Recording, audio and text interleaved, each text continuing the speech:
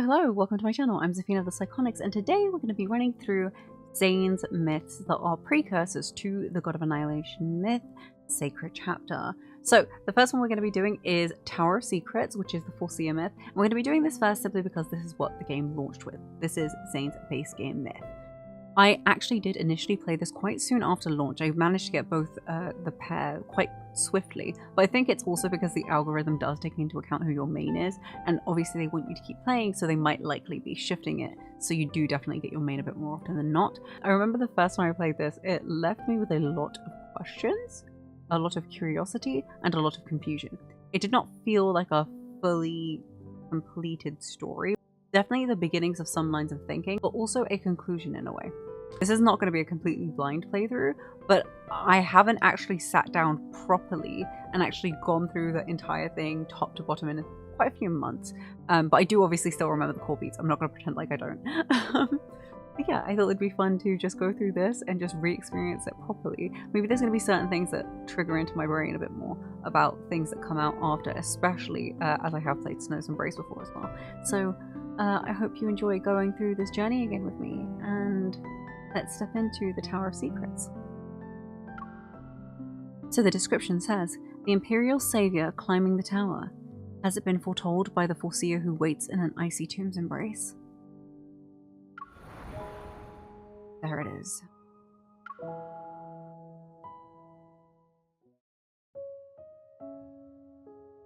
Under Astra's command, may the Foreseer deliver his will, for that is his fate. Elos, Tomb of the Foreseer. What's interesting reading this now is that we know their fates. Oh, there's a lot I want to say right now. Like immediately straight off the cuff, there's so much I want to say, but I'll save it.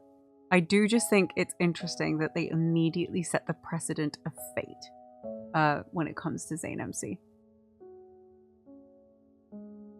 And also what is notable is it says Philos, Tome of the Foreseer. So in a variant Philos, a tome specifically about the Foreseer states the conditions that the Foreseer has to live in. Just like really quickly establishes the dynamic of imprisonment. Okay. In the coldest regions of Philos, the Foreseer has resided in the Tower of Thorns since time immemorial. The almighty Astra bestowed his power unto him, ordering the Foreseer to act as an emissary for the divine. The way this line is exactly word for word there, just like Death and Rebirth. Ah! Crazy. I just love how they'd set things up so far in advance. The royal family sends an envoy to the Tower of Thorns every 100 years to listen to the Foreseer's prophecies. Yet the Foreseer has not bestowed a prophecy to the royal family in hundreds of years. Envoys sent by His Majesty never returned. Their whereabouts remain unknown to this day. There is a rumour that the Foreseer has been perpetually frozen in an icy tomb. To him, 100 years is but the blink of an eye, and so a new envoy travels through the snow and ice, entering his tower. It happens again and again, as it always has for the past thousands of years. There's a lot of Sleeping Beauty comparisons to be made off the bat, and this is something that I've spoken about previously, but especially like perpetually frozen, entrapped. A lot of people beseeching, or at least a lot of people seeking them out, and yet not being able to get close. But I am not a real envoy. I'm here to treat my illness. To do that, I must take the Creatio Protocol from the Foreseer's scepter. I have no other choice. Suppressing my anxiety, I walk into a massive room and bow respectfully. I am His Majesty's envoy, sent here to listen to the Foreseer's prophecy. My voice echoes through the empty room. I look up to see a man wearing a blue robe. He sits on a throne of ice as he holds a scepter. That must be the Foreseer. How strange. His body is ensnared in brambles, thorns wrapping around his arms, legs, and chest. It would seem he's shackled to the throne. I slowly approach him. I see his head lowered, his eyes shut. He's encased in ice. Is he unconscious?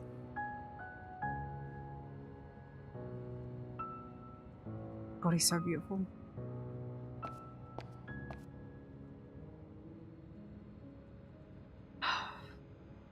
I'm so emotional. I think I'm so emotional because one, I'm like knowing how it ends. Knowing how it ends, but then also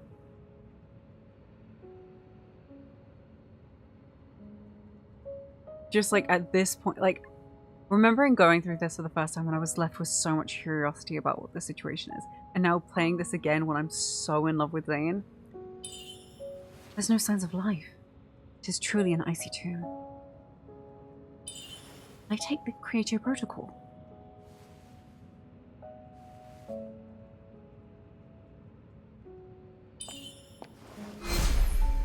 How impudent. His mouth literally moved. How does she not notice that? It's... Foreseer? Be everywhere but him. Is my imagination playing tricks on me? Isn't he frozen? Or is he just pretending?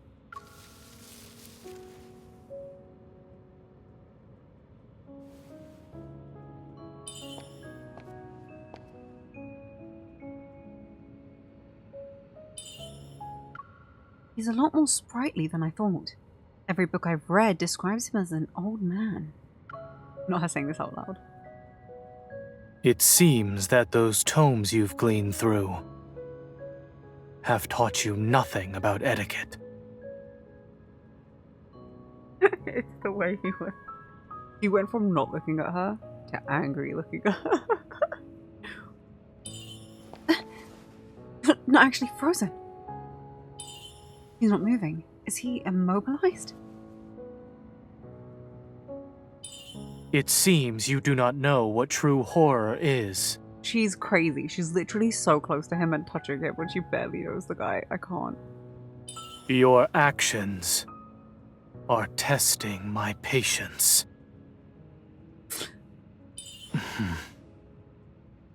Do you know what happens when fools disrespect the Foreseer? I think she's about to find out. And you are frozen. My expectations were a bit higher than this. Winter punishes every wrongdoing in due time. Haven't you heard of doing what is necessary in a bad situation? But who exactly is in a bad situation? You sound like so, like, snarky. She's just so crazy, like, loitering over him like this.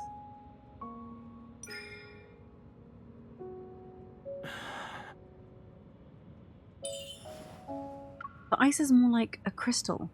What is it? You have a wild curiosity and a brazen tongue. It's the way he's looking at her and then looks away. It's just so funny.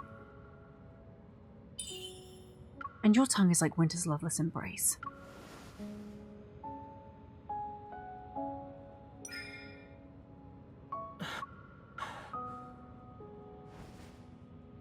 And that's your punishment for being impolite. A punishment?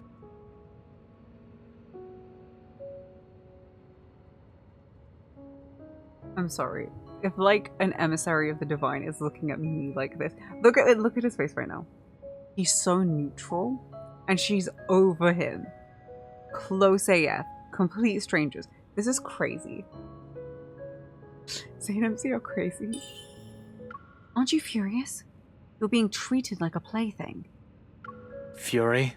Those sorts of emotions I no longer have any use for.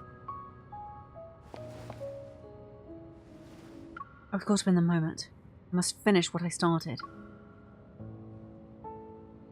Take the protocol.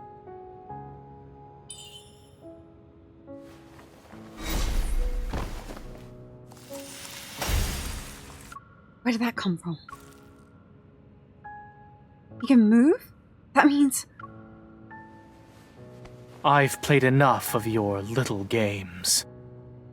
You forget yourself, testing the limits of my benevolence. Calm down, I need to prepare for a fight. I am His Majesty's envoy. You can't kill me. An honest death is not a suitable punishment for every pretender. The fact that they start off just like not in a good light. Oh, I love Zayne MC. I love their dynamic so bad. Okay. Before I can react, a cold sensation coils around my feet. I look down and see frost climbing up my legs. Tell me, do you know the fate of thieves who sought the Creatio Protocore? Ice reaches my neck, and it's like a cold hand that tightly grips my throat. Foreshadowing. Without sparing a glance, the Foreseer walks past me. He disappears into the shadows. He's so cold. Where are you going? Foreseer! The crystals cover my mouth, sealing it.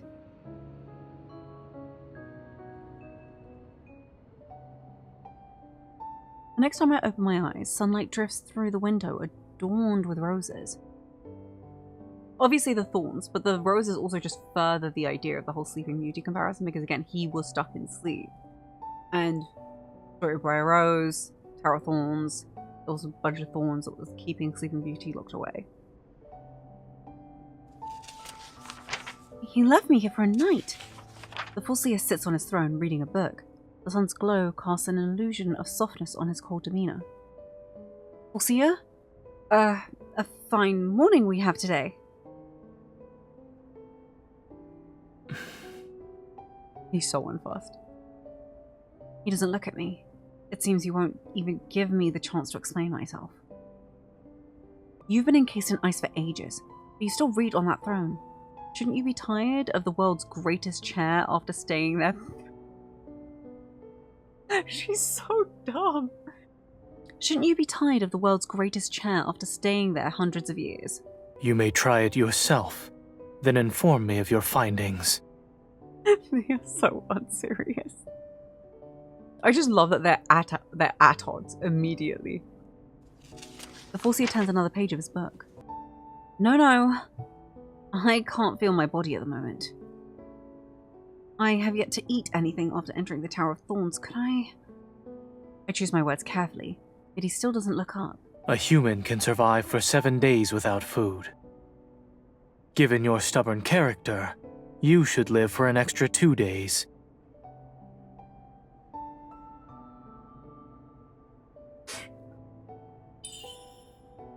You're not going to leave me frozen for 9 days, are you?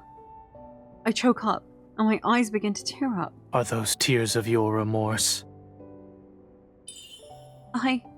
Alright. I'm not His Majesty's envoy. I am here to ask for a prophecy of my future. Every prophet I consulted said I had 3 years left to live. I refuse to believe them. He finally looks up from his book. I'm telling the truth this time. Indeed, they are delusional. Have you scryed my fate, Foreseer? To disguise yourself as the king's envoy and sneak into the Tower of Thorns, you certainly have less than 3 years. I love his humor. He's so funny. Foreseer, you can't! Ice covers my mouth again. The Foreseer resumes his reading.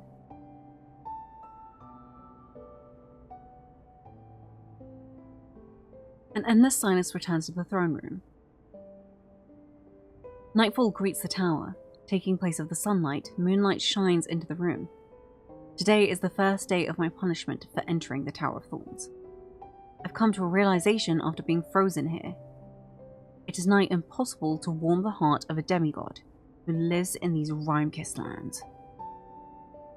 And that's them confirming his demigod status. In the middle of the night, I'm awoken by a radiant flash. Golden words float before me. They are magics cast by the Foreseer's book. Is he looking for something? The Foreseer stares at the words, brows furrowed. He is not happy with what he's seeing. I try to utter a sound.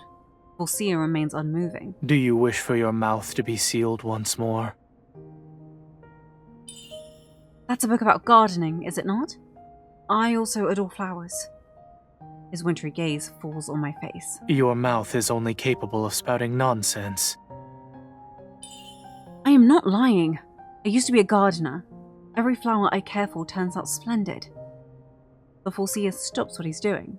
The sharpness of his gaze pierces me, trying to gouge the truth from my head.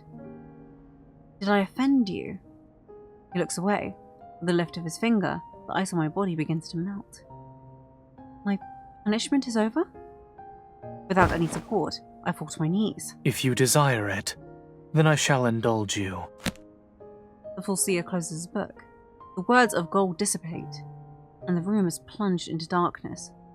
Once my eyes readjust to my surroundings, the Foreseer has already descended from his throne. Come, then.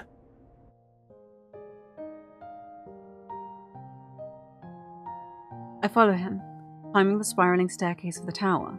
I'm out of breath by the time we reach the top. Meanwhile, the Foreseer is unfazed. In the distance, snow-covered mountains are like white seashells. Impossible. I was not brought here to admire the scenery. I suddenly notice a tiny white flower bud between the bricks. Why is jasmine growing in a place like this? The Foreseer's frigid gaze observes my every action. I carefully examine the bud. There's something wrong with it. I doubt it will bloom anytime soon.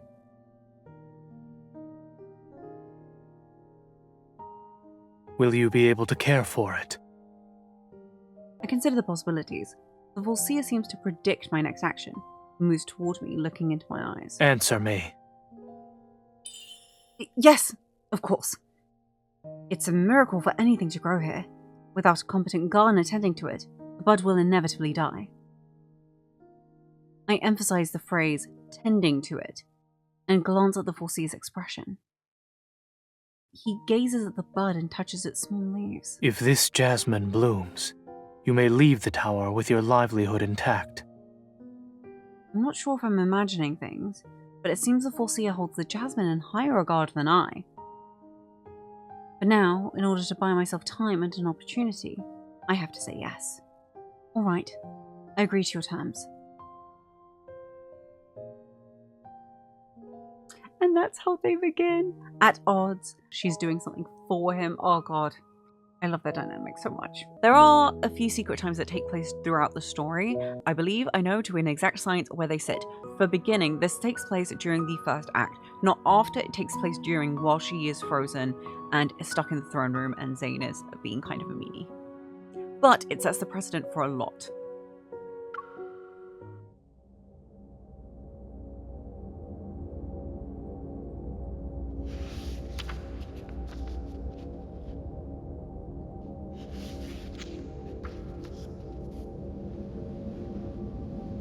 Shift your gaze elsewhere.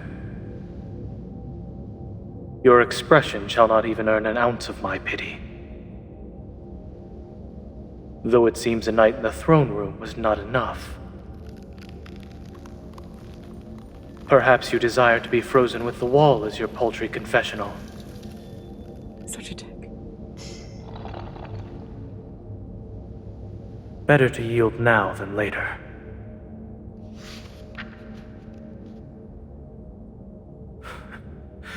Could you still be interested in what I'm currently reading? And this is why she makes references to where he gets his books, as well. Certainly. 'Tis a poem related to Astra. Its descriptions suit you. Would you like to hear it? A great distance beyond, north of ice and snow, atop the divine mountain. When light pierces through howling blizzards, the divines sing of destiny's crest. My emissary devout, Zayne? will thou be lost in these celestial halls? Will thou have the courage to wait for mine words? So this is from the perspective of Astra. To unveil thy fate predetermined?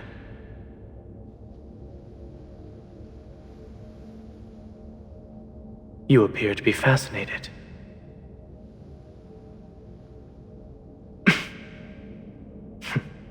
Then don't speak. He's such a dick. I love him. With the frozen kingdom awakened, Greedy ants fall into eternal slumber. The divine rest upon their thrones, yet hidden daggers lie beneath their robes. Brazen trespasser, Arcticion, sing of thy requiem. Dost thou know where thy stands? Upon white gleaming bones. I don't mind repeating this verse. Consider it a prophecy of your future. He's being so mean, but he doesn't realize how much lore he's giving. Are you frightened? If this is all your courage is capable of, you best forget about the Creatio Protocor.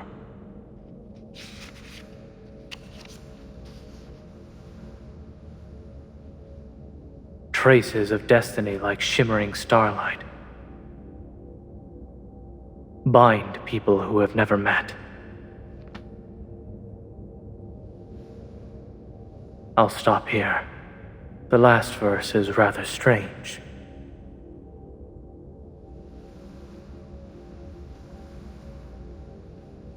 Do you truly wish to strike a deal?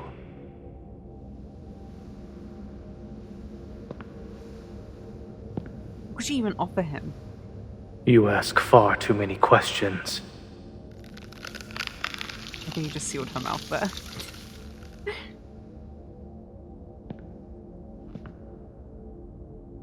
Must your wild curiosity be satiated?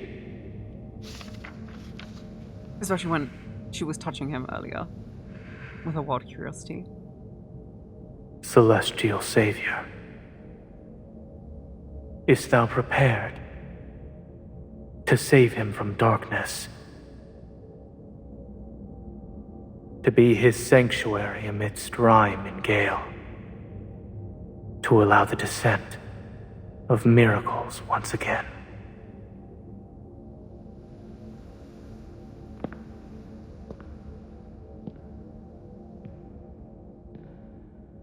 Okay. We're just gonna pause for a second. You are watching me play, meaning we will be going a little bit into lore bites. So, we already understand that, like, certain aspects are going to be speaking to... Mine sing of destiny's crest. This is the setting. Will thou have the courage to wait for mine words? That's Astra. Will thou have the courage to wait for mine words? Will you have the courage to wait for Astra's... To unveil thy fate predetermined. To unveil thy fate predetermined. Now, is it saying... Will he have the courage to just wait for his word to unveil other people's fate? Or just, like, maybe the reader's fate? Or... for Zayne's fate, does he have it in him to wait for Astra to then decide what his fate looks like? With the frozen kingdom awakened, greedy ants fall into eternal slumber. We're going back into that Sleeping Beauty comparison. With the frozen kingdom awakened. Obviously we know about this whole thing about the king and his envoys. We don't know enough about this royalty. There could even be a Foreseer prequel, we don't know. But he's locked in the tower, so I don't really understand how that would work. Unless it's like a very ancient kingdom or something. But we do have allusions to some affiliation with royalty potentially happening in one of their stories. Especially because one of Zayne's higher affinity items is like a frozen princess castle. Again, maybe it doesn't go any further than that. Maybe it's just a pretty ice castle. It's meant, again, further allusions to Sleeping Beauty. But with the frozen kingdom awakened, greedy ants fall into eternal slumber. Once this fallen kingdom awakens, greedy ants then fall into eternal slumber. Because then it feels like it has to, once again, it's a waiting for a moment of what's going to wake everything up. And what is the definition of greedy? This seems to have been written from Astra's perspective, but Astra's also punishing Zayne, and he's not obviously too happy about the situation with MC. Then also, Zayne says that, like, you know, it's humans who were writing all of this and writing accounts of Astra. So it's very curious. She's the brazen trespasser. Brazen trespasser. Arcticion, sing of thy requiem. So a requiem is like a song that's sung for the deceased or someone who's gone. Arcticion sing a song of your death. Brazen trespasser. We're the brazen trespasser. And they will remember someone even though it's been a very long time. The crystallization of these birds also makes me wonder if they were different birds that became crystallized to keep them alive longer, which also then begs the question of what jazz originally was, because we know phantasms and stuff like that play a role in this. And I also think Zayne's ice is not, to me, pure ice. It plays into something else, again, was in my video, but also ice itself is the preservation and remembrance of something. I think even in its preservation, that could maybe even change its form. So what if it also, he has affiliations to the spiritual? What if it is his ability to then preserve, remember, and retain the spiritual within some kind of corporeal form using his ice? That's something that I'm curious about. Especially if this is very, very later on the timeline. This is meant to be the end of a timeline. Dost thou know where thy stands? To me, at least. Dost thou know where thy stands? Upon white gleaming bones. Her existence is on the grounds of many incarnations of her death, as well as like a lot of tragedy. I feel like that's what I'm reading that as currently. Traces of destiny like shimmering starlight bind people who have never met. The two of them consistently bound together. Is thou prepared? She's a celestial to save him from darkness. So this is the thing. She went from being a brazen trespasser, and then the last passage you have to wonder, is it written by the same person? Is it meant to be written from Astra's perspective? But it's clearly written from someone outside the situation. Celestial Savior, are you prepared to save him from darkness? Save Zayne from darkness? To be his sanctuary amidst rime and gale. Be his only solace in this to allow the descent situation of miracles once again. What the way they leave it, someone outside the situation was able to perceive this, that he needs saving. And you would think it's not Astra because of the way the precedent was set earlier, especially with everything that Astra is currently coordinating in this myth. There is a lot to consider here, and I feel like I'm gonna have to go back and reanalyze this properly after finishing God of Annihilation. I stare at my reflection in the mirror. There, on my bosom, are blue markings engraved in my flesh, like cracks that would appear if someone wedged their blade into the frosted ground. It's a symptom of cryoriasis. Cryoriasis, a rare strange disease, physicians have only recorded a few cases in old textbooks. The infected will eventually lose consciousness and be unable to move as if frozen solid. Only the Creatio Protocol from the Tower of Thorns can remove it. So, already a few bits. Cryoriasis obviously is going to make you think of crystallization, but also cryo is generally used for ice affiliations as well. Thank you, Genshin Impact. They're basically saying that the state of her skin begins to take on a quality of being frozen. The person eventually loses consciousness and unable to move as if frozen solid. What this doesn't say is that she will die. Just that she will lose consciousness and then be frozen solid. So what if there is a chance to unfreeze? Like, that's what's going through my head. Like, what if there's a chance to unfreeze her? Like, I'm not saying she's like a frozen food, but I was thinking this from the beginning as well. Like, how did she get the information that was the Creatio Protocol that is the only thing that can remove it? Because she must have been told by someone somehow. And it's a very big thing, like, oh yeah, this disease that you have only can be removed by this extremely hard to get thing that's with a demigod. How do you get that information? To make that peculiar jasmine bloom. This is my chance. I need to befriend the Foreseer, so he lets down his guard. Only then will I be able to approach the Creatio Protocol. Why does the Foreseer care so much about that jasmine? I need to investigate.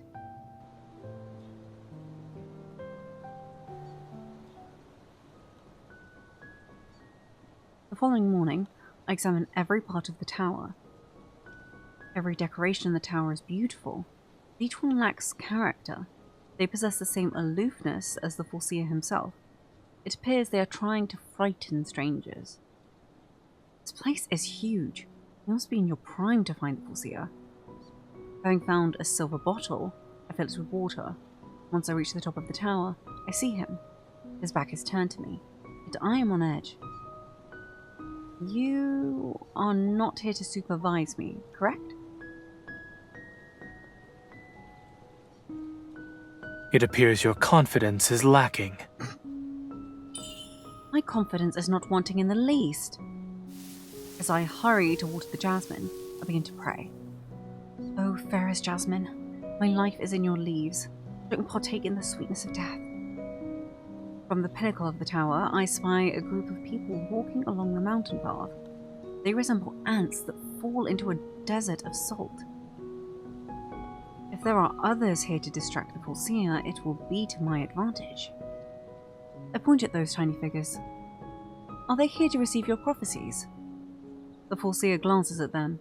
With his right hand, he writes a series of silver symbols in the air. I will say this now. This is interesting. As though this isn't visualized as much as it is in other things, you do notice in his ultimate animation, there's a bunch of symbols behind him that are like written runes and glyphs. And there's a similar precedent for Master of Fate with like those lines of words. And then there's another, again, similar kind of runic idea with God of Annihilation. They use a lot of like language when it comes to them, and I think it really works for the whole like fractal library, well-read intelligence aspect of Zayne. Also like the documentation aspect, and like very heavy on the wizard imagery. Suddenly a blizzard befalls us. It swallows the mountain path, and the people disappear in the blanket of white. Are you trying to kill them? After getting lost in the snow, they'll have no choice but to turn back. Their survival is but a guarantee. So funny. Without trying. While I was already impressed by his previous demonstrations of magic, this is the first time I've been stunned by the Foreseer's power. Do you despise the requests for prophecies? Fate cannot be changed. Instead of acknowledging this truth, humans still fight against it. The irony is coming from inside the house. Especially when their future is not what they hoped it would be. As he speaks, the Foreseer glances at me. I lower my head, pretending to agree with him. I understand. I will focus on tending to the jasmine and not ask about my future. Even if it's meaningless, I'm not going down without a fight. I just hope my resignation will help me gain the Foreseer's trust.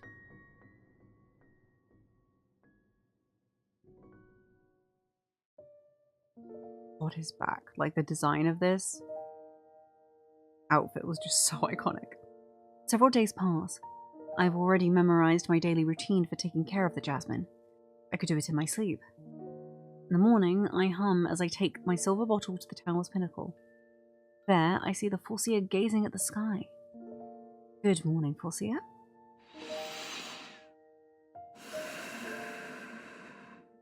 He's not humouring her. Hesitating, I look up to see a sky free of clouds. Serene azure, reaching far and wide. Do you need someone to listen to your musings? Silence.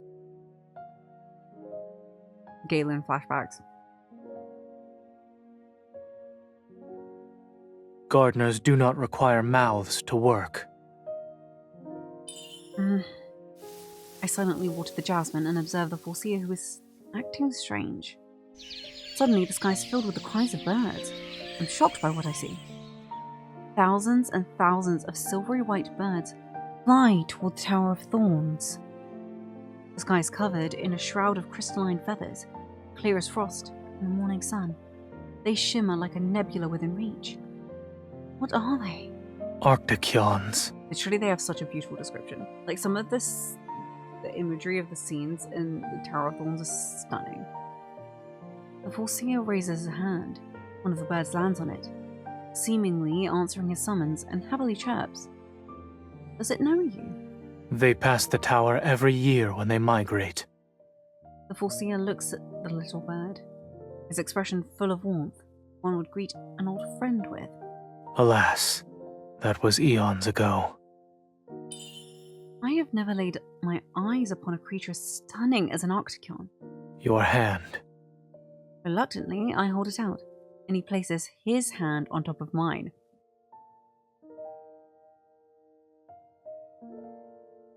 They're at odds to a degree, and he's already just so... His sense of humanly propriety is obviously going to be different as a demigod, and also because he doesn't have as much experience, it seems, so far with humans. But this is still crazy. I panic and pull back my hand. Don't be afraid. Humans are the least of their concern. His hand, warmer than I imagined it to be, gently grabs my palm. The silvery white bird hops from the Foreseer's hand to mine. Its feathers reflect the colour of the sky, deceptively depicting a light, brilliant blue. It's lovely. I guess you don't just stay secluded indoors and read all the time. So that is the conclusion you arrived at while resting in ice. What else do you want her to think about that you're kind of a dick? It's because I'm curious about the Foreseer. Your name appears in the tomb of the Foreseer, but the text only speaks of you as Astra's tool. I don't think its accounts are accurate. The Foreseer remains expressionless. Astra does not write his own story. The imagination of mortals is what remains in the sands of time. The Foreseer lets go of my hand, and the Arcticon returns to its flock. Quietly, he watches them fly away, bidding them farewell. I have to admit, you aren't as merciless as Winter. You care about the jasmine, and you remember to wait for the Arcticons once you're able to move. The coldness in the Foreseer's gaze returns. You are not here to study my behavior. Your wild curiosity almost led to your demise. Maybe very forthright, but clearly she needs to study him. So it is quite interesting that he's like, your wild curiosity almost led to your demise. Her curiosity about him. But I wonder if that's actually going to come into play later on. I genuinely just love how abrasive they are towards each other. I don't know, I find it so entertaining. Especially because they don't know their pasts. Well, the Foreseer checks the jasmine every day. It's not enough to get closer to him or the Creator Protocol. I need to spend more time with him. Today, after watering the jasmine, I purposefully walk by the throne room. The Foreseer is reading. It's a wonderful morning, Foreseer. Have you paid a visit to the jasmine? What do you want? Immediately clocks her. I don't want anything. Why would I? You never passed the throne room after watering the flower. You actually noticed. Okay, think about how lonely he has been for such a long time. I think he'd be kind of foolish to not be observant of that. Did you know today is Wishen Day? I have heard of it. Where I come from, everyone prays to Astra by lighting sky candles. I made one with a few scraps of paper. Very simple. But tonight, the Foreseer looks up from his book. I don't do such things.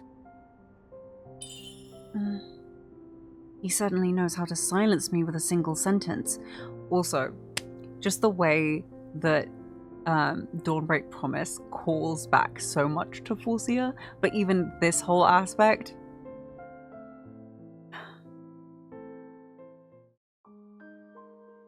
As night watches over me, I climb to the top of the tower with my sky candle. I wait, but the Foreseer has yet to reveal himself. He's not going to join me. Of course, he's the Foreseer. With Astra's blessing, he sees prayers are a waste of time. I light the candle and its weak flame shines. A small glimmer. Oh, omniscient Astra the Almighty, please don't let me become like ice. There are so many places I wish to visit, things I wish to do. Please, I want to live a little longer. I whisper my wish and let go of the sky candle. I watch as it floats into the air. When it reaches a person's height, it breaks, flutters, and falls to the ground. Huh. Has Astra denied my wish? I kneel down and silently pick up the scattered pieces. I turn my head in the direction of the footsteps, and a cloud the sky, radiant moonlight illuminates a figure. It casts a glow as white as snow on those blue robes.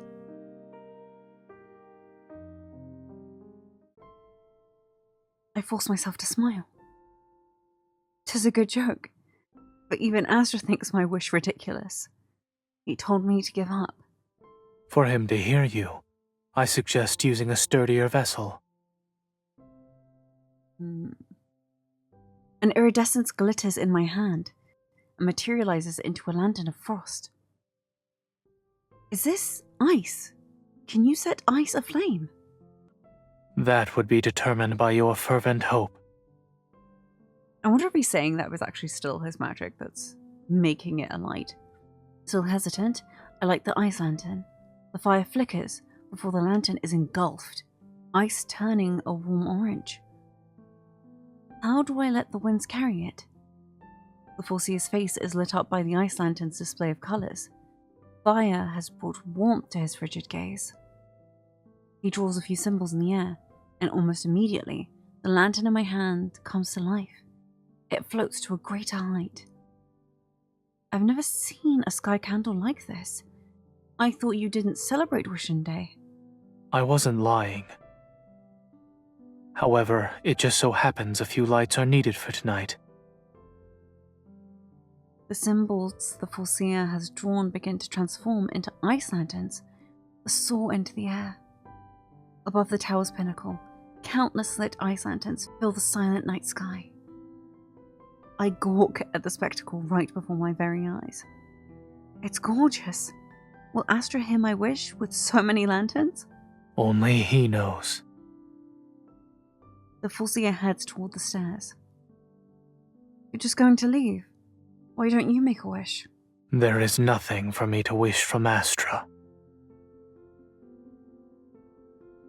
Knowing about his servitude and everything, this makes it hit harder, but it feels like he did this for her. He did not do this necessarily out of the idea that it would be heard by Astra, though ideas of what comes at the end make it suspicious in regards to technically what she wanted comes true.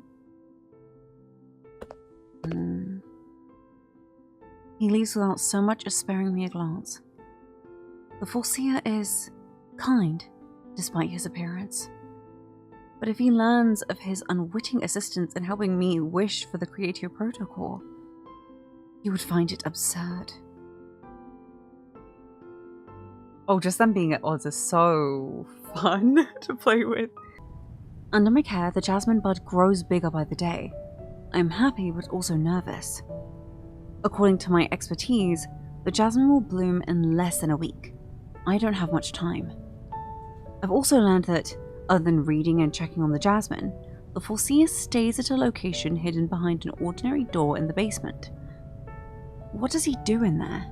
Is the Creatio Protocol's location perhaps? When the Foreseer disappears behind the door again, I pretend to lose my way and follow after him.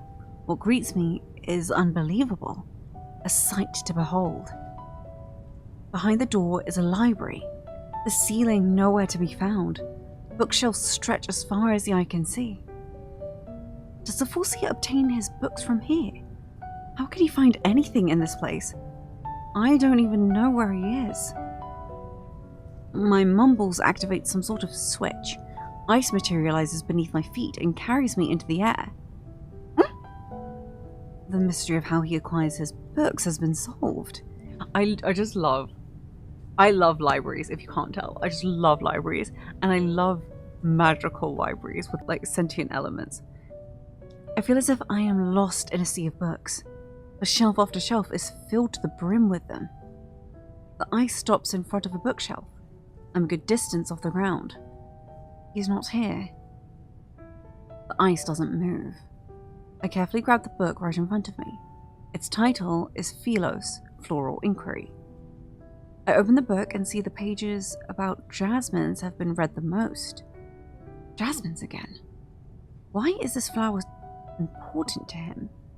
Is it just because he wants the one atop the tower to bloom? Reading the notes, I try to piece together an answer. When I turn to the title page, there is a single word on it. Zayne. Zayne? Who is this Zayne? He is the person you seek.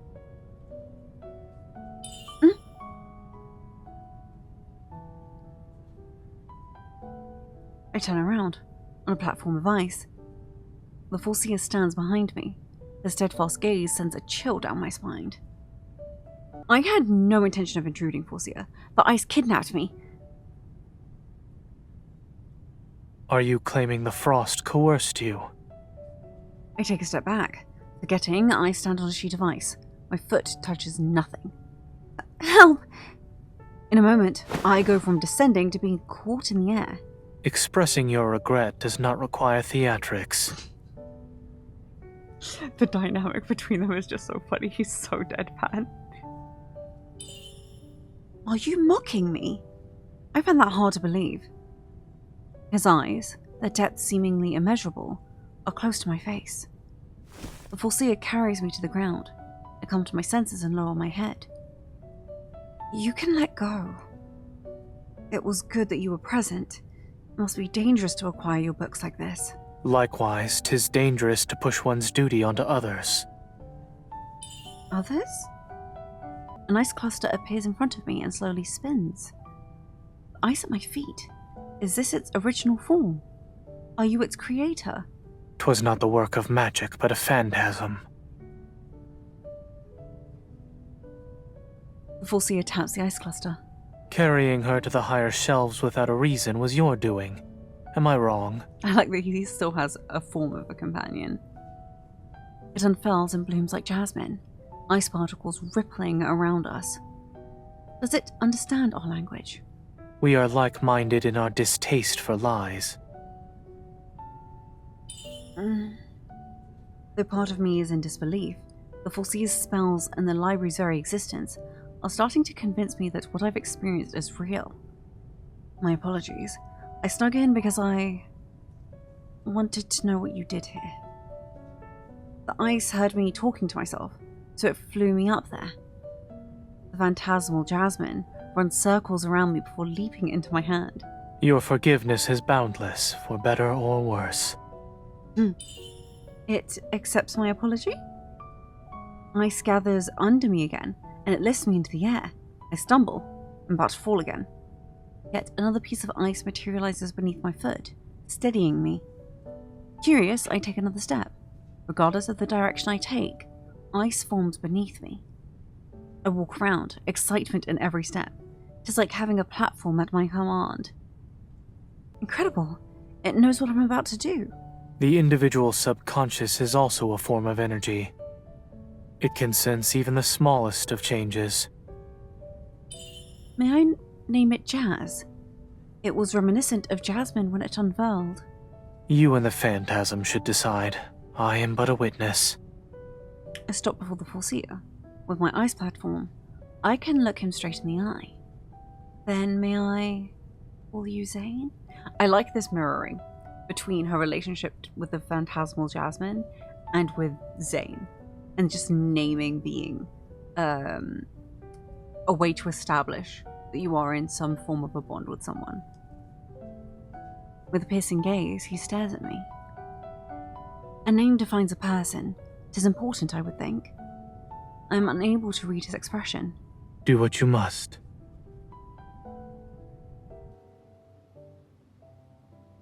Zayne. Zayne. I stand in front of the mirror, mumbling Zayne's name under my breath. All my mind can focus on is him in the library, watching me scurry about. I encroached on his territory by sneaking into the library. Why didn't he lash out? Does he trust me now? The icy marks on my chest are reflected in the mirror, tendrils spreading and twisting, approaching my collarbone. My time is nearing its end. This music is not matching the vibe. At this time, an idea presents itself. Since Jazz took me to the Foreseer in the library, could I also use it to obtain the Creator Protocol? Jazz, are you here? I call out to it. The sound of swirling ice reverberates in the air. The cluster of ice manifests and makes an arc in the air to greet me. You're here. Jazz, I have a request. Could you take me to the Foreseer Scepter? The phantasm stops moving. By Astra's eyes, does Jazz know of my true purpose? I wish to... Before I can fully explain myself, Jazz expands and lunges at me. Am I destined to perish in the cold?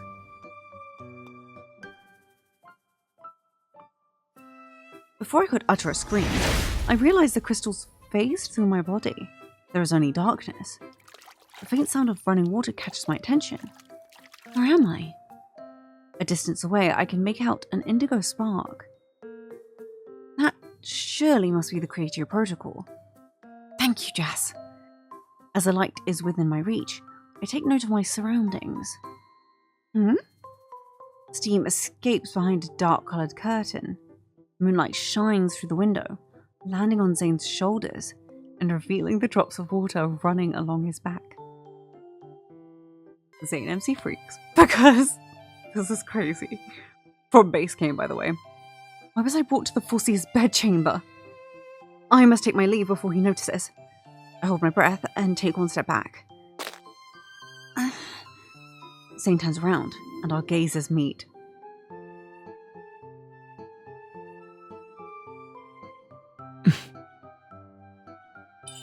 I'm sorry for disturbing you, but I swear on my name that Jazz brought me here. Maybe the turmoil in my mind is playing tricks, but Zayne is unperturbed. With the slight curl of his finger, the steam around us turns into a white cloth that hangs around his waist. This is crazy. He's basically half naked. And with another wave of his hand, an unseen force pulls me in his direction. I stand before him. What brings you here? His hair, his face, his chest, all wet from the water. I am unable to avert my gaze, and I feel a rising heat on my face. But what is more astounding is the number of scars etched on Zayne's body. I thought that jasmine was about to bloom. I was unaware you were bathing. Having coughed up a pitiful excuse, I close my eyes. I sense the invisible force is gone, open my eyes, and Zayne is putting on his robes. No one could have predicted Jazz to be unwavering in its loyalty to you. It does make you wonder if Jazz is Shirchi from DAR, but also that's like a callback to Master of Fate, so with how playful he is. However, I expected as much. It knows only of us and thus considers you a friend. Oh, poor baby. Are you going to punish Jazz? It only indulged in my whimsy. Should I punish you in its stead? His unwavering gaze meets my eyes. If the jasmine meets something terrible as I sit in an icy prison for 3 days and 3 nights... Worry not. Punishment awaits. What do you mean? Are you going to kill me after the jasmine blooms? Is a horrible death the only consequence you can think of? Yes, she is living in perpetual fear. I have no interest in taking the life of another. Is it for this reason you will let me leave? You should decide that for yourself. With a wave of Zayne's hand, I am pushed out of his bedchamber by an unseen force.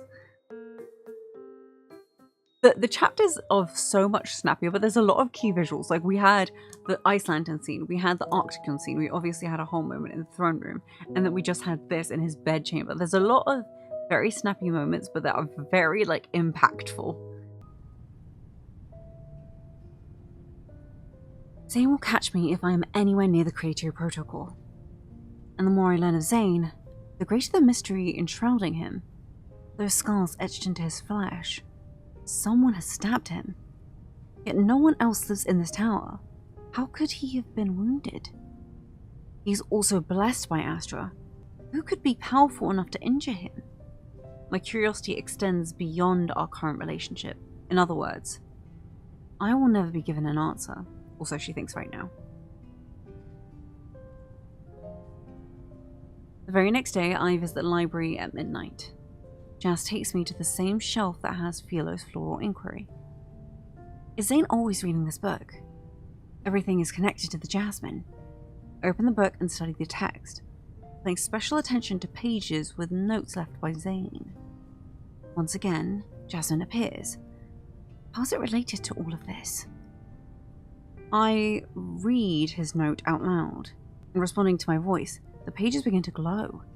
What is happening?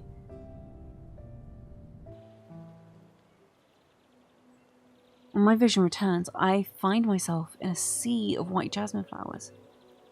The sun's golden rays shine on this field of jasmines. Except the flowers aren't in bloom. They are all flower buds. Nearby, a familiar figure, its watcher, I presume, observes this field. Saying, why are you here? Where are we?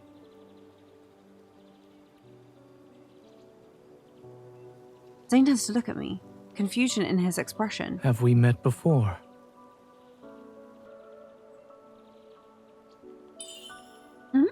Who are you? As I approach him, I realize his body is but a mirage. Sunlight passes through his robes. His appearance is that of Zayne's, but he lacks the Foreseer's frigid character. Through what means did you enter this place? I was just reading it. Am I? In the book. You stand in an illusion crafted by words and words alone. Then what are you? A corner of his mouth curls up. A lowly wraith.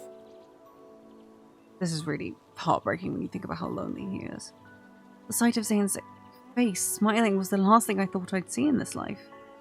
Then again, I've met Jazz. I have slowly come to accept these bizarre events. Were you the one to plant these jasmines? They are more than mere flowers.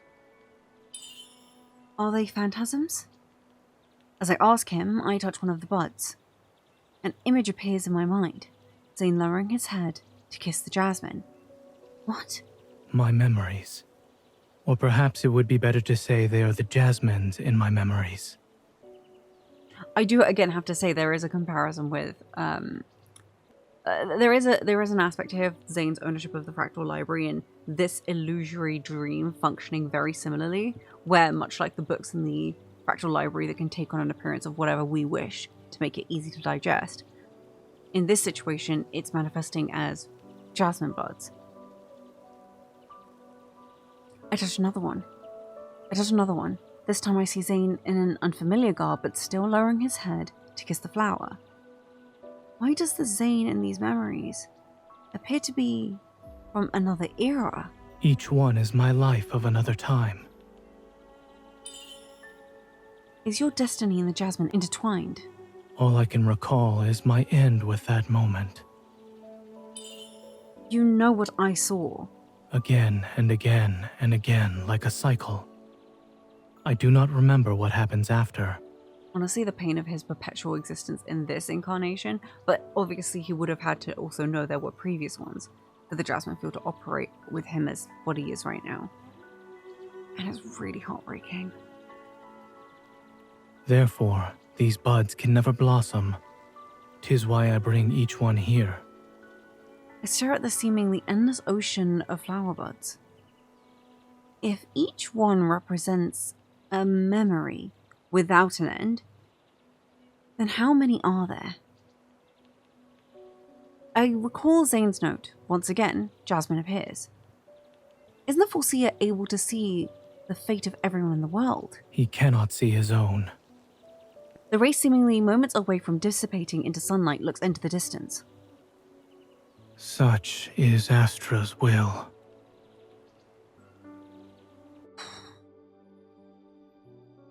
I leave the library and slowly climb the staircase.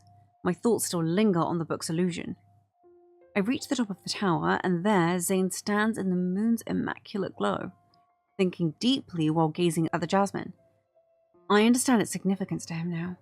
He's pinning his desire to remember on the flower bud. You are not forbidden from entering the library, but you cannot venture there as you please. Zayne, have you ever considered leaving the tower? Zayne looks at me, his emotions inexplicable. What text did you find to make you ask such a thing? Maybe these jasmines represent the outside. Zayne lifts his hand, and I am abruptly pulled toward him. His hand grasps my throat, his wintry gaze meeting mine. I do understand this is rough, but I also feel this is realistic, especially for what's about to happen because of her suggestion. Your insolence reveals itself. Allow me to remind you of your place. This spreads throughout my very being. All of a sudden, the creature's protocol on his scepter releases an eerie indigo light. Frowning, Zayne relaxes his grip and pushes me away. Stand back. Zayne? Stay away from me. Before I can do anything, a myriad of brambles sprout and slither with serpentine precision towards Zayne. What are these things? Seemingly alive, the brambles ensnare Zayne's entire body and dig into his limbs and torso. He's being tortured. It's exactly like our first meeting. When he was bound to the throne, she's starting to put together that things aren't what they seem in his dynamic with Astra. These, are they preventing you from leaving? His gaze is as cold as winter's sting. The Foreseer cannot set foot outside the Tower of Thorns. One of the brambles rushes for me. It scrapes my arm. A line of blood red as proof. Zayne lifts a finger. Ice appears and shields me from the brambles. A few swipes is all it needs to take your life. He's really warning her of the conditions of what they're in.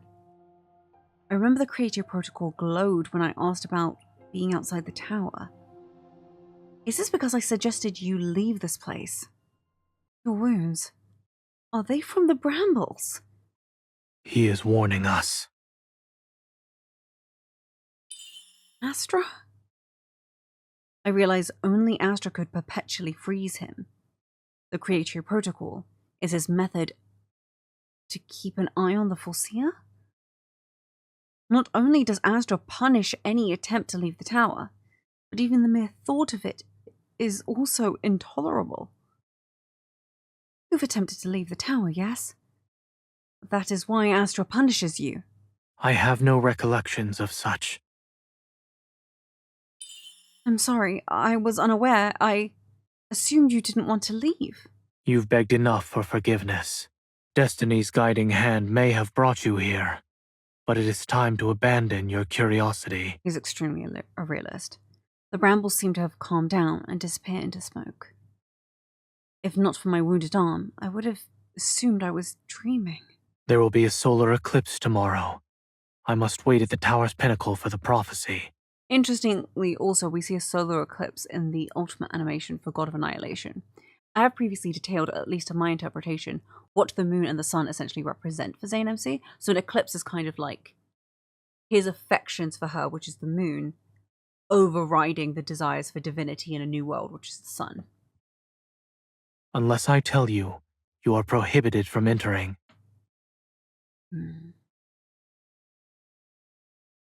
Astra gifted one of his eyes to the Foreseer.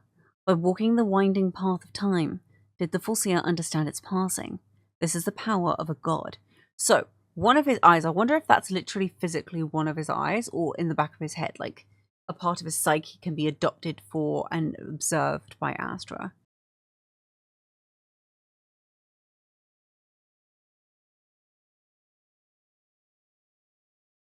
The moon masks the sun, and only a golden ring remains. A beam of light strikes the creature protocol. Light reflects off it, forming chaos and patterns of disorder, which is brought into the hands of the Foreseer.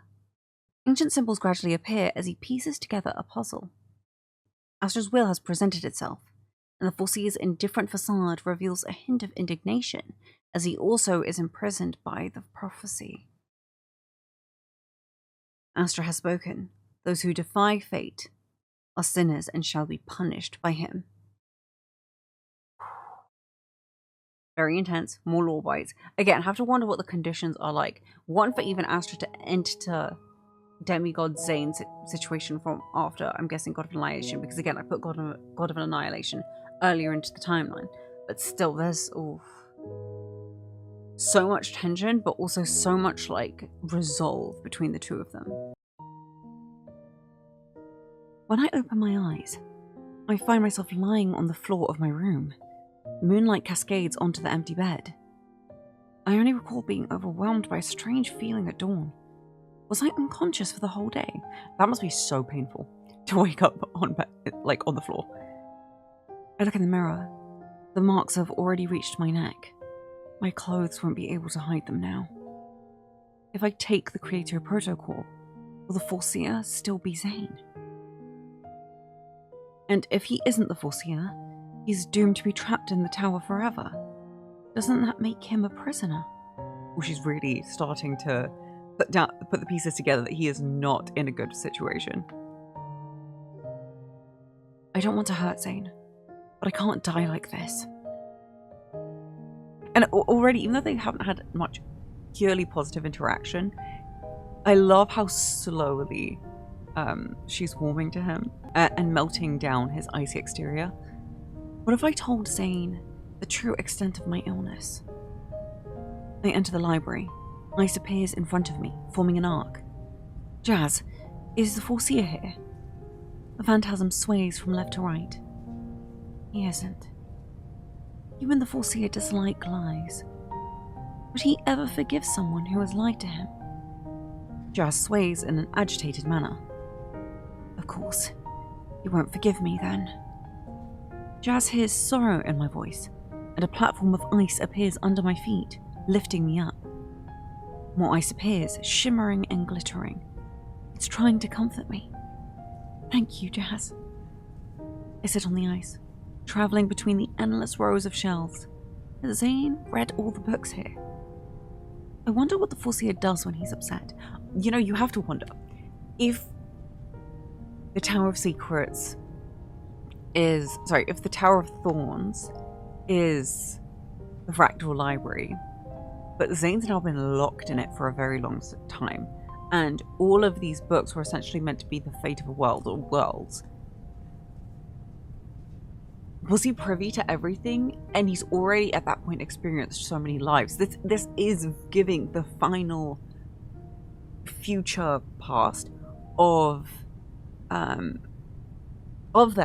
before Hunter Timeline. To understand what I mean by future past, please consult my Lord Eye video. But I'll explain it later. I wonder what the Foreseer does when he's upset. Then again, he might just scowl regardless of his mood. As I mumble to myself, it begins to snow. I'm in awe, watching snow descend like flower petals dancing in the wind. A few snowflakes fall onto my hand. They sparkle like crystals and do not melt. What are they? Were you not the one asking about what I do when I'm upset? I hear a calm voice from below. I sit on the floating platform as Zayne stands at the door, looking up at me. So it is possible. Was the prophecy not to your liking? It matters not. Only a true envoy of the king can deliver it.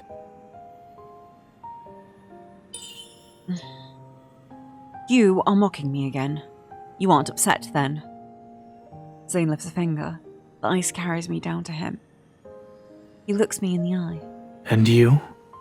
What do you do? So, I carry... Okay, he is not... Let's deconstruct something for a second. He is not happy about the prophecy that he saw. Him mentioning the king's envoy is obviously just to, like, get at her. You could be like, oh, maybe he saw an actual prophecy that was meant to be given to the king. I don't think so, because he wouldn't be upset. He's a bit more detached. It has to involve her, and I think it's most likely just an order that he needs to let the situation that's happening with her run its course. And so at this point, he knows that she's meant to die. Like, he probably already knew that her health was not good, because she obviously mentioned it before, but it's maybe now ordained by Astra that he's meant to witness her death? Or just, like, allow her life to run its course? I think of the flowers I planted as they sway in the breeze. I dance. I thought humans only dance when they are happy. Not all of them. The more upset I am, the more I try to move around. Zayne glances at me, then holds out his hand. May I? Are you requesting a dance? Here. We will both feel better if we dance under the snow. I hesitantly look at Zayne. His expression is reminiscent of a merciless blizzard as per usual. Would you prefer we do something else? Sorry, this is gonna sound so silly. It's like, she's talking about how, like, cold and everything he is. And he's trying to be warm. But the thing for me is, like, I really love this dynamic. I love a stoic, harder to read, more kind of, like, in line with stoicism and neutrality and just being a greater wise character who I don't know, I find that attractive. I find, don't get me wrong, I don't mind any character attractive. And this is why it's very easy for me, especially in terms of romance, to just enjoy a lot of different stories. But there's just something to me about a character who's a bit more difficult and a bit more, it's very like calm waters run deep. I can't remember the exact saying. I'll overlay it with the exact saying, but yes. We can dance. Iconic scene that we finally got an iceborne warmth. The warmth of Zayne's hand spreads from my fingers to the rest of my body. In the tower's library, we waltz. Snowflakes gently flutter about, and we step on the jasmine-shaped ice. Everything has led to this precious moment. We gaze into each other's eyes, our hands touching, our steps synchronized. You've lived here by yourself since the beginning. Who taught you how to dance? This can't be your first time. Perhaps my body still remembers the motions from the past. Just like his soul remembers in the current lifetime. Are you referring to your other lives? The Foreseer cannot truly die, so your description isn't right. Zayne looks at me, but he's gazing into a time long ago.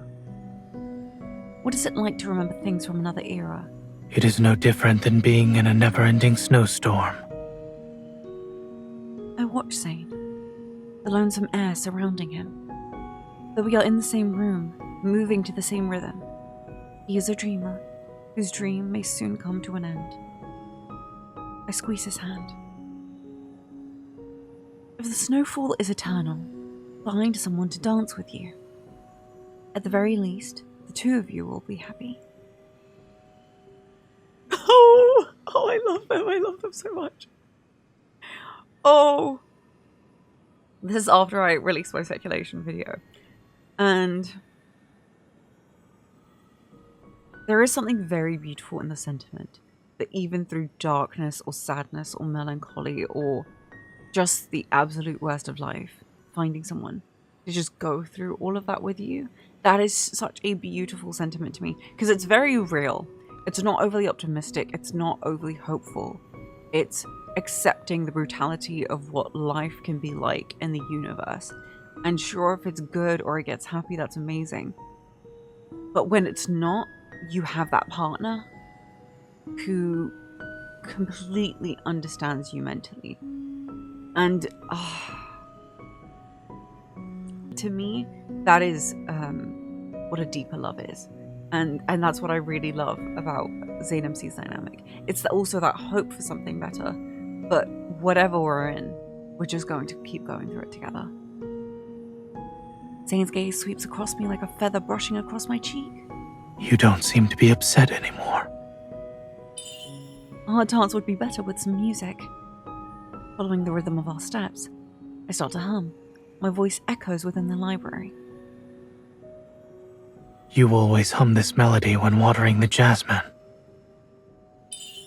So you've noticed. Will you sing for me?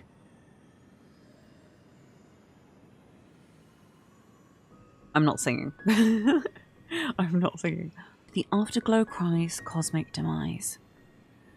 Our world is deceptive, amber paradise. In these sands of time, my frozen bouquet awaits. With your gaze so full of wonder, I hold 4 jasmines asunder. The secrets revealed. Hark the bard, O legends unfold. This distant tale they sing to you. Unspoken desires sincere and true. A jasmine in time's embrace. A fragrant aria, a moment's grace. I do think that poem is more prophetic overall to everything in the universe, but I think a very key line is the fact that there are 4 jasmines, and with what jasmines represent, that's a key detail that we'll touch on a bit later. Zayne cannot recall the first time the jasmine appeared. Ever since he took upon the mantle of Foreseer, the Tower of Thorns has always been home to the jasmine that never bloomed. It is like a riddle forever waiting to be solved, or maybe it's a metaphor for his fragmented memories. But Jasmine's existence is an unremovable thorn, a reminder of his past, of his failure to remember who he is. Zayne dreams the same dream. It is one he has dreamt of many, many times. He kisses the jasmine bud, and then his entire being sinks into darkness. Zayne, Zayne. Yet he hears her voice cutting through the shadows. Why does her voice sound as if it's from the jasmine itself, and from the distant past? Zayne waits for the darkness to swallow him once more. Yet when he opens his eyes, the jasmine he kissed in his dreams has turned into the face of a girl. Zayne? Zayne! I frantically knock on Zayne's door. Time passes before Zayne opens it. He appears to have just woken up, his eyes hazy with sleep. I thought you were normally awake at this hour. Zayne doesn't respond. He only looks at me, as if I were a stranger, because he's just put it together. Never mind, follow me. Brimming with excitement, I grab Zayne's sleeve. I'm surprised he lets himself be dragged out of his bedchamber.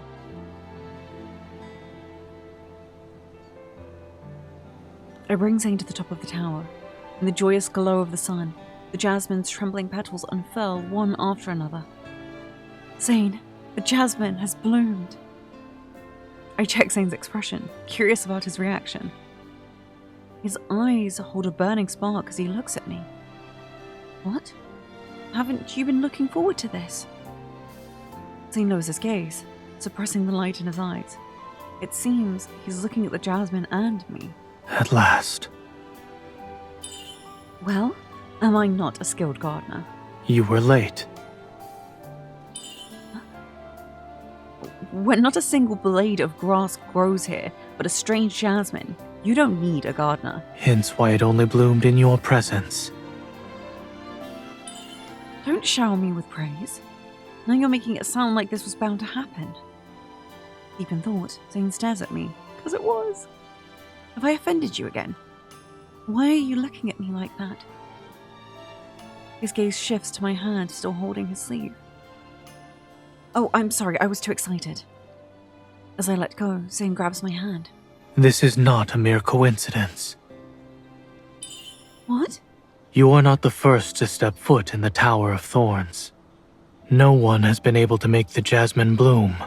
Only you have succeeded. Something about his voice makes my heart beat more quickly. What is it?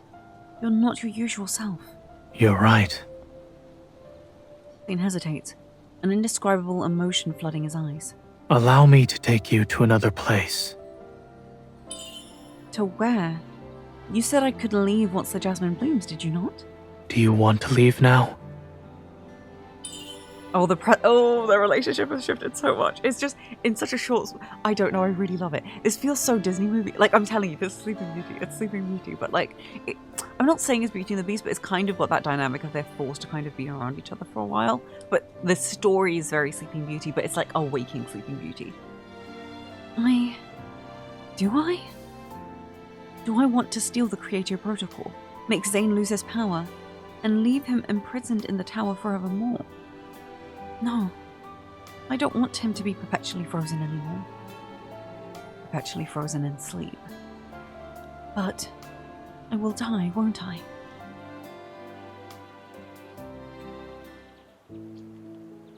I never expected Zayne to take me to the field of jasmines in Philos Floral Inquiry. Under the warm sunlight, we walk amongst a sea of flowers. Zayne? He turns to me.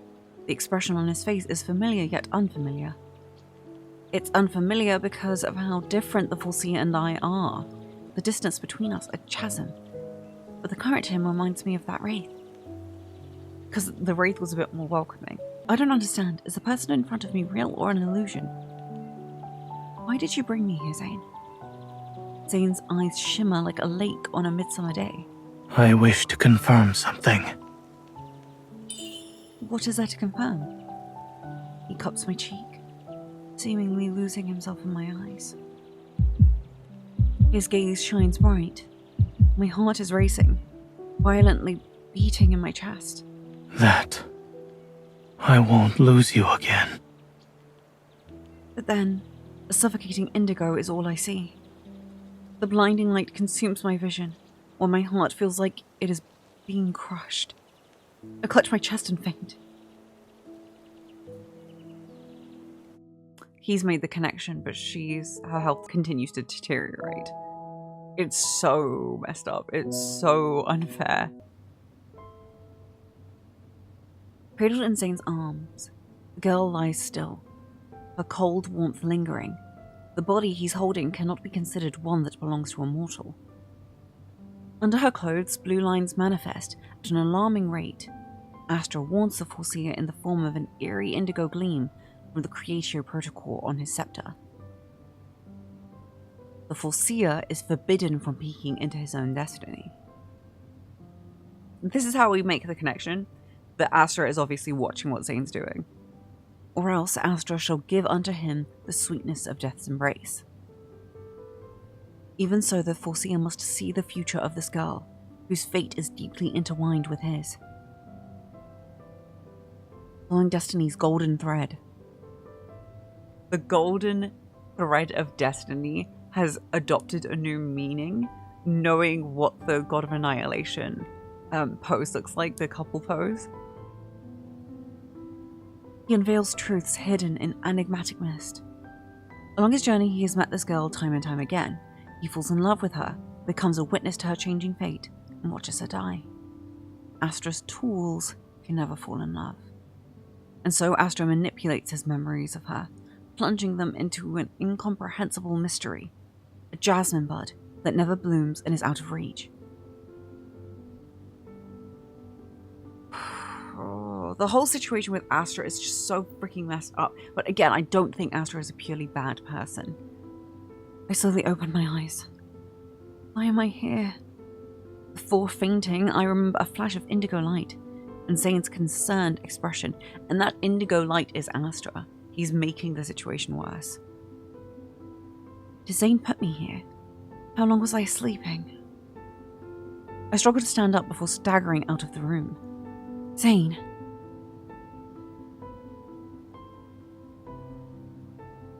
I search every part of the tower, but Zayne is nowhere to be seen. I manage to find a hidden staircase. I climb each step and find a door at the end. I can hear noises from inside the room.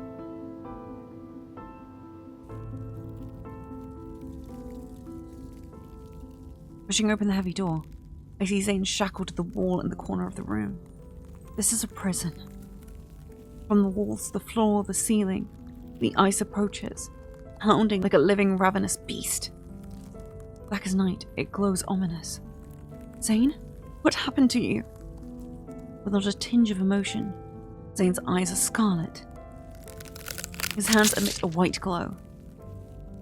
And as he clenches it, the black ice suddenly elongates and stabs his body. Why are you hurting yourself? Astra's punishment. I realize his body is moving on its own. I remember when I accidentally appeared in Zayne's bedchamber. Once he came out of the bath, scars covered his body. Were those a result of his self-inflicted injuries? She's realizing that it's not him doing it to himself. His autonomy is completely stripped.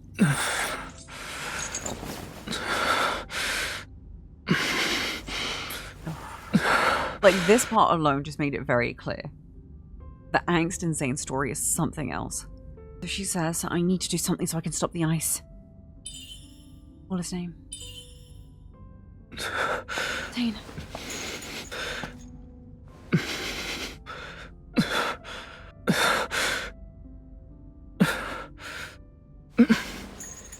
It's too dangerous.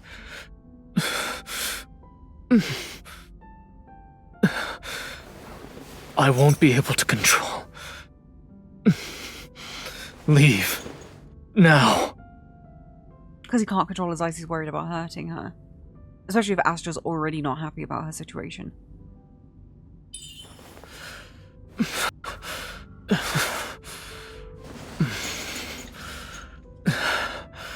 I cannot die.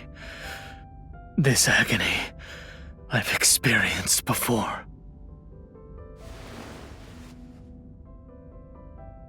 You being tortured is worse than death itself.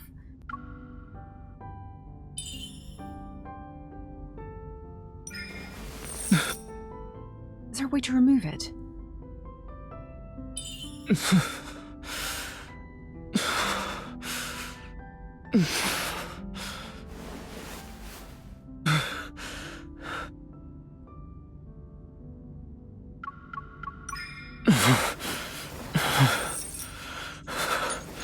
I can't stop the ice. You'll get injured.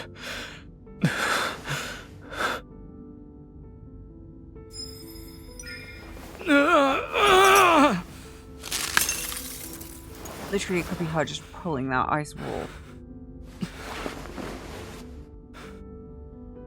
Just don't. The ice will not relent. Leave this place. Please. So much pain. We have to stop it.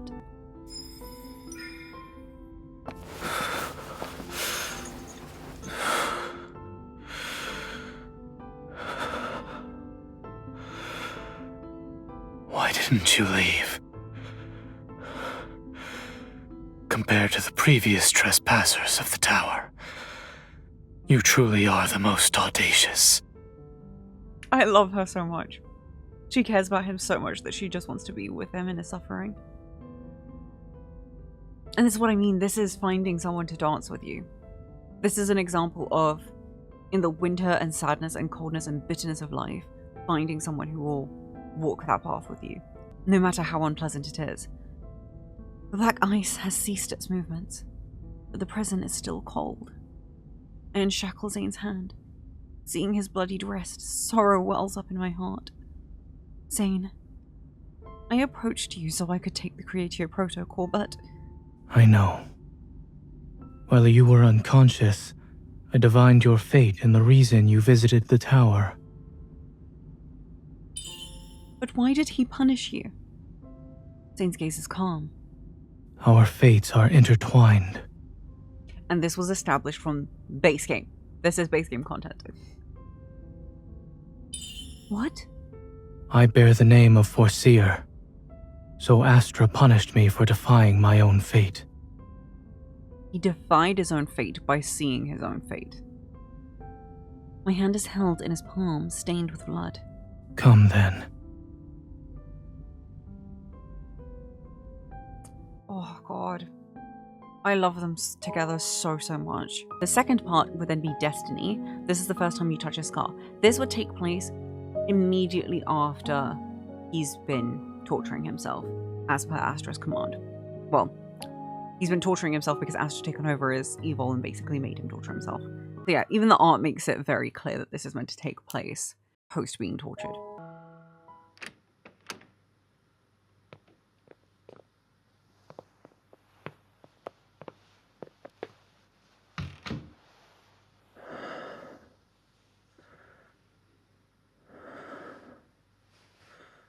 What caught your attention?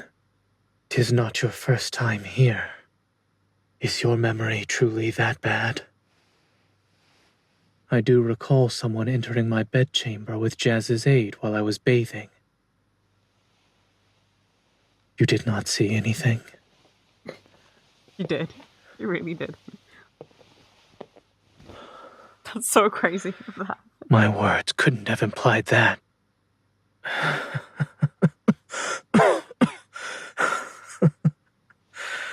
Even though his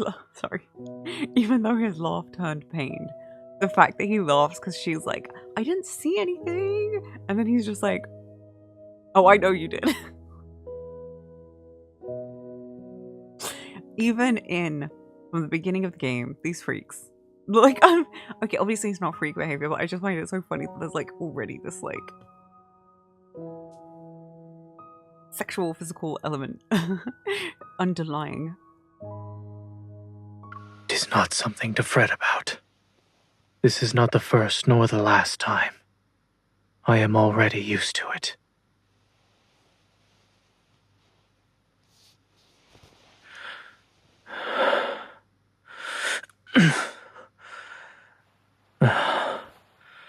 Well, it's still somewhat.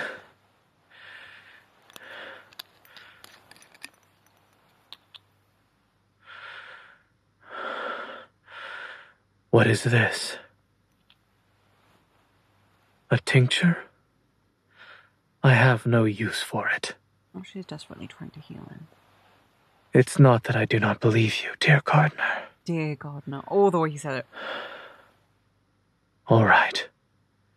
I shall try it. Should I lie down? Understood.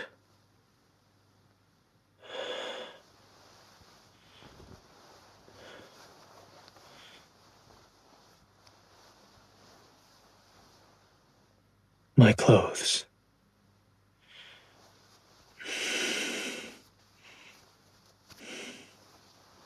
Will this suffice? Yes. Let's get started.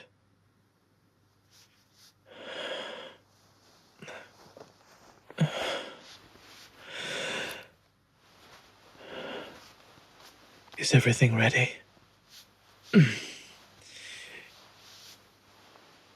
You aren't gentle in the slightest. This is so fucking funny.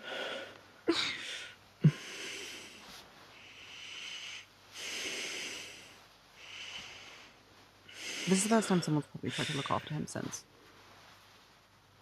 This entire time. I hope you're not trying to avenge yourself. She's bad at looking after him. This will do.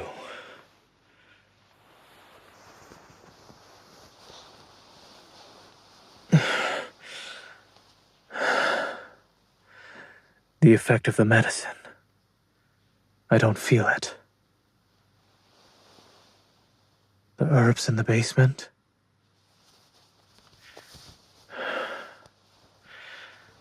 I doubt their potency would be more effective. I think she's trying to propose essentially different herbs to see if they help. I suggest you stop. That sounds like he grabbed her arm already. There is no medicine in the Tower of Thorns. Or rather, no medicine that worked for me. This hurts because this sets the precedent that he has tried to help heal himself before, but nothing's worked. So he's just stuck in situations where he has been tortured previously, doesn't remember why fully, and he's tried to heal himself and nothing's worked. So he's just left there, lonely, trying to look after himself and get himself back together. It's so fruitless and so hopeless and so sad. It really hurts.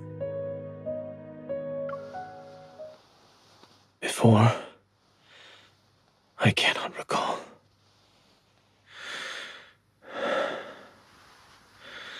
For why I was punished or how I recovered, it escapes my memory. However, I do remember this.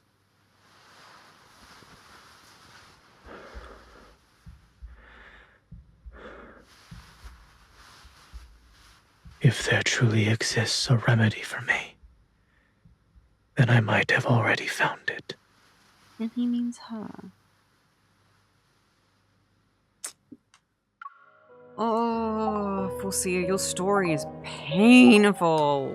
Your story gives me just pain. Like, this shit's so bleak. Oh, going through this experience is really painful. Like, just going through the entire thing, especially marathoning it. Like, I really must hate myself. Don't get me wrong, I've cried a lot of tears over Foreseer in the past. I don't know if I'm gonna be there again. Zayne and I stand atop the tower once more. Under gentle moonlight, the jasmine wilts petal by petal. They fall to the ground like paper, ready to scatter to the wind. And it just hurts because he seems he's found the thing that's going to help him, which is her. But they're just... Oh, just the whole situation is so tragic. It's like this time bomb of just knowing things are going to go south. Ready to scatter to the wind. How? It shouldn't be wilting already. I pick up the fallen petals, fathomless sadness washing over me. Before, you were willing to defy Astra to free me. I've made my choice. I'm more relieved than scared. Standing up, I look at Zayne in the eye. I no longer fear the pain caused by my illness, or my inevitable death. I also don't need to be mired in indecision. When? When I saw you were being tortured in that prison. Within Zayne's placid gaze, a sliver of emotion escapes, flashing in his eyes. You should have taken the Creatio Protocore. But you must tell me your answer. My answer? Back in the illusion, you wanted to ensure you wouldn't lose me again. So, are you certain now? Zayne is startled at first, but then he slowly smiles. I too made my choice back in that prison. Light flashes in Zayne's hand, and a scepter appears. Your illness stems from your resonance with the Creatio Protocore. He moves the scepter, and the Creatio Protocol glows brightly when it touches my arm. Then he takes the scepter, dragging it along my arm to my chest. The Creatio Protocore grows stronger by draining away your very life. I feel my strength fading away. My heart struggles to keep beating, yet rather than be afraid, I am anxious. What are you doing? This would be your fate after meeting me. Zayne stares at me, a strange determination in his eyes. He lifts his hand, and the Creatio Protocol floats from his scepter to his palm. Zayne, I don't want the Creatio Protocol anymore. Light bursts out from it, refulgent enough to illuminate all of the tower. In Zayne's hand, white light encapsulates... Ooh, this is getting painful. In Zayne's hand, white light encapsulates the Creatio Protocol. The power of Astra can curse destiny itself, and it can be used to ruin his plans. The Creatio Protocol's light is contained in the crystalline sphere. He puts it against my chest, and it dissipates into my heart. Power floods in, coursing through every part of my body. It's so cold. Zayne!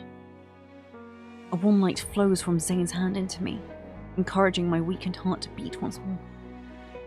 Frost starts to creep along Zayne's face. The tower begins to shake, its foundations crumbling. Serpentine ice crystals emerge, lunging toward me and Zayne.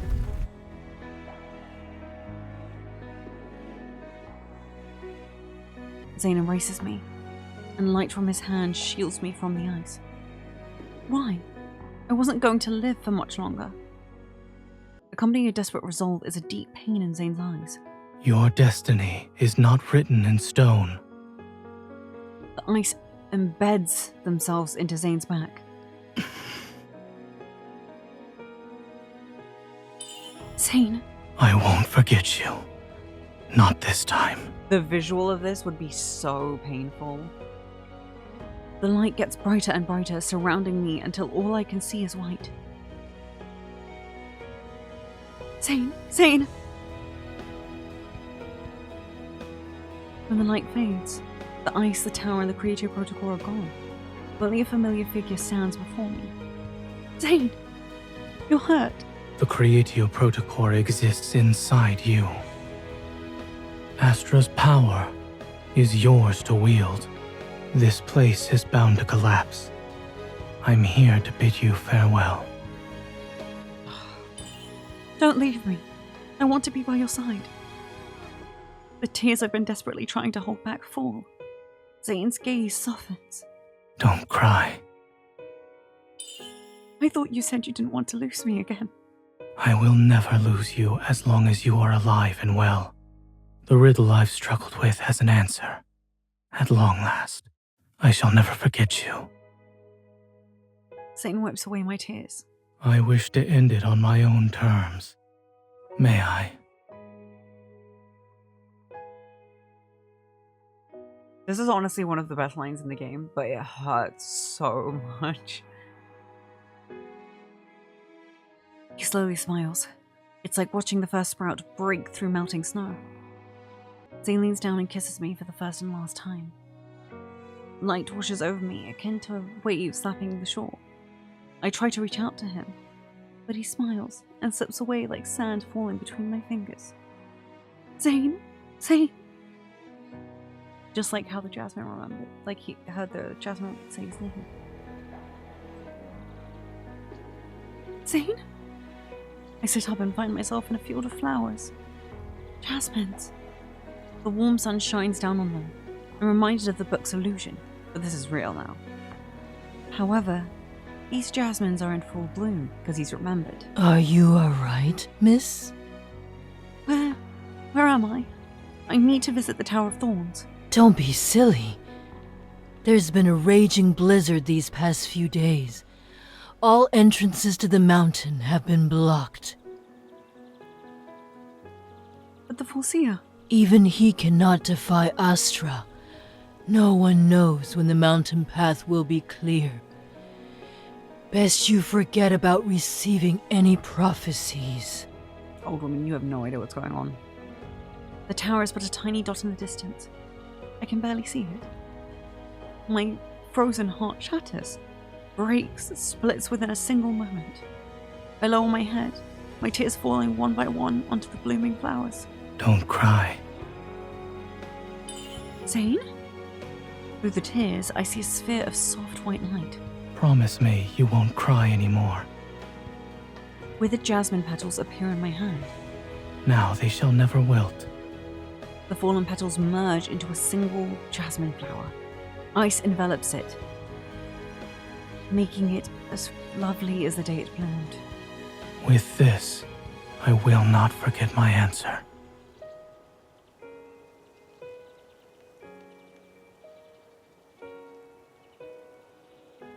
So now they have retained that memory. We'll do a deconstruction in a second. But that essentially feels like the preservation of this current moment. A howling blizzard never seen before seals all paths leading to the Tower of Thorns. There's no telling if the snowstorm will ever disappear. The mountain and its lord have fallen into an eternal slumber. No one can venture into the tower. No one has ever met the Foreseer since. This legend rests in fathomless rime and snow, forgotten.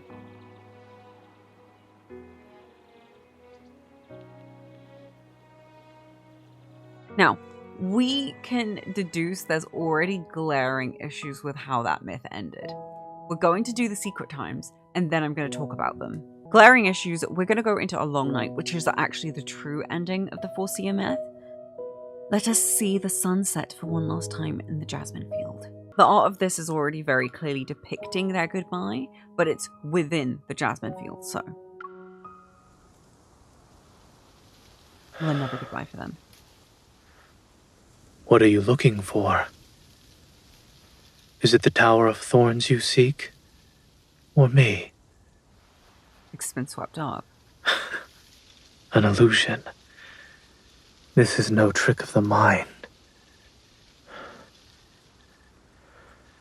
As you can see, you are real. I am as well. And this field of jasmine is with you. Do you feel better now? Close your eyes. Rest for as long as you'd like. It seems like he basically incarnated to comfort her. But it's in a space between dreams and sleep.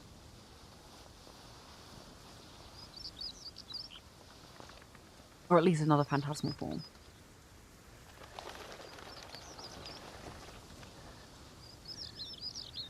Indeed, these are Arctic yawns. They visit many places during their travels. Perhaps they remember you. They might take a brief respite upon meeting you again. 'Tis no jest. Arctic yawns have an impeccable memory. They also live much, much longer than other birds of a similar size. Even if eons pass, they shall remember you upon another chance encounter. Again, something just like Zayne in their relationship.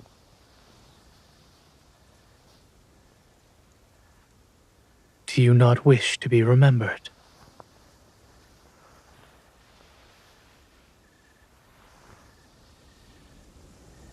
My fate is to disappear from the annals of history. For someone to want to remember me. It certainly feels wonderful. Is this the fate that he scried when he looked into his fate that was entwined with her, I wonder? All right. The sun is setting.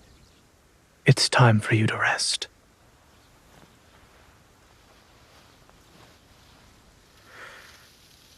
Do you want to lie down in the sea of flowers?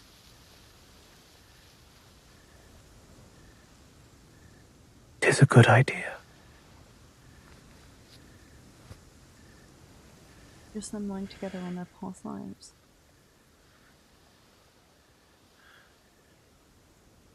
Me? I wish to watch the sunset one last time before falling asleep.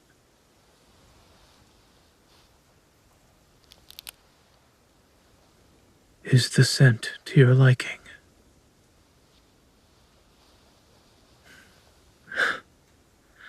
I hope the fragrance of flowers brings you pleasant dreams.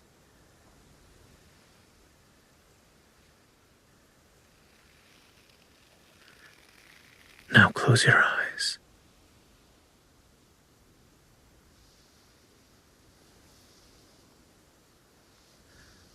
I know you won't ever forget me.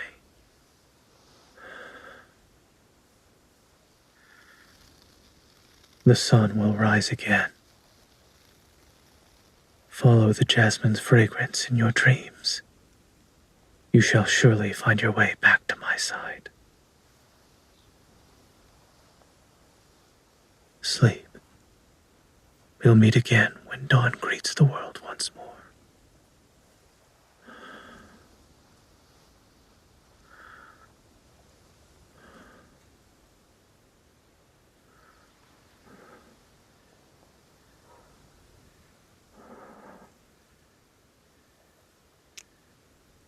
This is a promise. I promise to you.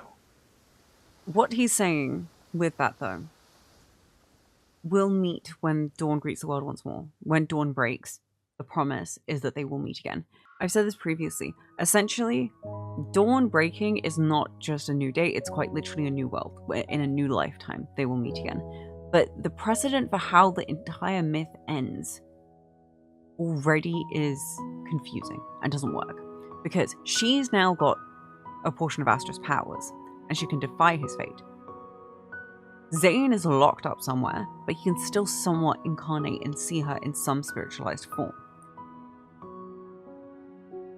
So it puts them, it's a very, very interesting and difficult situation that they're in, and it's not conclusive. All we know is he has sacrificed himself, and she has a power that she's not meant to have, and Astra wouldn't necessarily be happy about it, but it's all, this is way too open-ended, and I think that's one of the big things about Foreseer that's a bit frustrating. It's extremely tragic, and it sets the precedent that there has been so much going on before, because again, it doesn't work for Zayne to be punished like this. And I've had so many lives with MC beforehand. If he hadn't done something graver and bigger before, if he wasn't something bigger before, if he was just some random man who just fell in love with the cosmos and then is like forced to continue meeting her again and again, that doesn't make sense. It made sense that he would be something bigger, and that's what I always thought, and so it's very validating when, you know, it came true as God of Annihilation. This myth is extremely painful, but extremely open-ended. This entire myth feels like a prologue. And I think that's what it's meant to be seen as. It's a prologue set from a future after a bunch of previous pasts, but the prologue to our current Hunter situation. Obviously, we don't know what that full transition looked like to get from the end of this world into our Hunter incarnation, but we do know there is interplay because Zayne's lines from the second Kindle do play during Thorns Under the Moon. And obviously Astra is this overwhelming influence and like kind of haunting the narrative, as well as both of their past lives together. Oh, I love this myth deeply. And I'm just curious about how the different parts are just going to play in together, because there's honestly so much more to deconstruct. Don't get me wrong, this is extreme tragedy, but I am so full of hope that Zayne MC will win. So this is a deconstruction of just that poem. To the afterglow cries cosmic demise. We know MC is the cosmos, to the afterglow cries cosmic demise, to me reads as after her demise, the state of everything is basically is crying, it's sad, it's depressed. The construct of the worlds that they are in is deceptive. Amber Paradise is an interesting thing. I'm curious about Amber. I'm gonna have to deconstruct that in a second. But also his eyes have a level of amber in them because they have like they're hazel in the sense that they have amber and green, like golden green. In the Sands of Time, my frozen bouquet awaits. The jasmine flower field is her bouquet, and a frozen bouquet is an everlasting bouquet. It might be that the flowers are frozen, or it could be quite literally flowers made of ice. We did see that in Iceborne Warmth. Flowers are essentially her different lives with Zayne, and so her flower field awaits her after her death to then essentially return to and continue that cycle potentially. With your gaze so full of wonder, I hold 4 jasmines asunder. 4 jasmines, we know the jasmines mean her. Could the 4 jasmines mean 4 different lives? His secrets revealed. Hark the bard, O legends unfold. This sort of story right now is an unfolding of a legend, and every time we go through a myth, we're unfolding a legend. This distant tale they sing to you, unspoken desires, sincere and true. A jasmine in time's embrace, a fragrant aria, a moment's grace. This is their moment's grace right now, and a jasmine in time's embrace is basically, again, what that jasmine flower field and all of those innumerable lives represent. A fragrant aria, that is their remembrance, something that we see in Master of Fate. His secret is obviously to do with what his greater value is to the cosmos, I'm going to say, especially because she's learning a bit more about it now. So yeah, I'm saving this for the ending segment. We will deconstruct further, obviously, after Master of Fate and God of Annihilation, if I remember, if I'm not too depressed. But I think I will do like a whole video where I'm just breaking everything down a bit further separately for each of the different myths. I actually have watched this one so many times, so not as much of a crazy emotional reaction, but it does still punch in the gut. Especially I think earlier on it was really depressing me because just knowing where it ends and how it goes is really painful. Zayne has so much angst in his plot. Thanks so much for going through that with me. And now, after this, we're going to go into Master of Fate's Myth, Snow's Embrace. So I hope to see you there. Bye.